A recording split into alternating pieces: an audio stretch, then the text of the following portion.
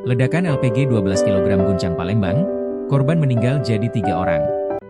Korban meninggal dunia akibat ledakan tabung LPG 12 kg di Jalan Ratu Sianum, Lorong Nepos, 3 Ilir Palembang bertambah.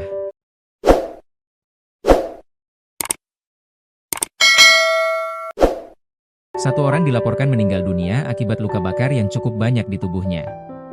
Korban meninggal dunia yang dimaksud adalah Umi, 54, dengan luka bakar 80% usai dirawat di ruang ICU Rumah Sakit Pelabuhan Bumbaru. Informasi tersebut diterima dari salah seorang warga sekitar Lilis. Innalillahi wa inna ilaihi roji'un, korban atas nama Umi meninggal dunia di rumah sakit sekitar jam 8 malam ini, ujar Lilis, Minggu, 1 Februari 2026. Umi adalah tetangga dari korban Dewi Rohayati, yang sebelumnya meninggal pada hari Sabtu, 31 Januari 2026, kemarin sore. Ibu Umi itu tetangga yang rumahnya di sebelah rumah Ibu Dewi, katanya. Dengan bertambahnya korban, saat ini jumlah korban meninggal dunia menjadi 3 orang. Sebelumnya, korban bernama Dewi Rohayati selaku istri pemilik rumah dan Murni, asisten rumah tangga, Art, meninggal dunia akibat peristiwa itu. Keduanya mengalami luka bakar hingga 70% hingga 80%. Detik-detik ledakan.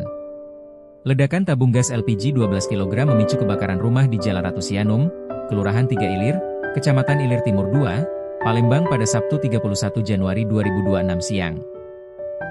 Akibat ledakan itu, 9 orang yang sedang berada di rumah termasuk anak-anak mengalami luka bakar.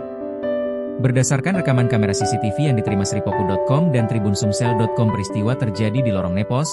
Dalam rekaman tersebut terlihat kondisi awal, rumah masih normal. Beberapa detik kemudian dari dalam rumah muncul nyala api disertai suara ledakan yang cukup keras. Seorang balita yang terlihat berada di luar rumah masuk ke dalam karena kaget dengan suara tersebut. Ledakan yang keras membuat kaca jendela depan langsung terlepas dan pecah. Seorang tetangga langsung keluar rumah dan memeriksa kondisi di sebelah rumahnya. Suasana panik terlihat setelah sejumlah wanita keluar dan ada korban yang tubuhnya terkena ledakan hingga pakaian yang mengalami kerusakan parah.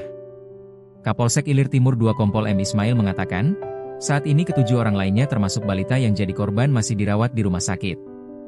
Semua korban luka bakar lainnya masih dirawat di rumah sakit, ujar Ismail, Minggu, 1 Februari 2026. Ia menerangkan, peristiwa itu terjadi akibat kebocoran gas LPG 12 kg yang digunakan penghuni rumah, Dewi Rohayati.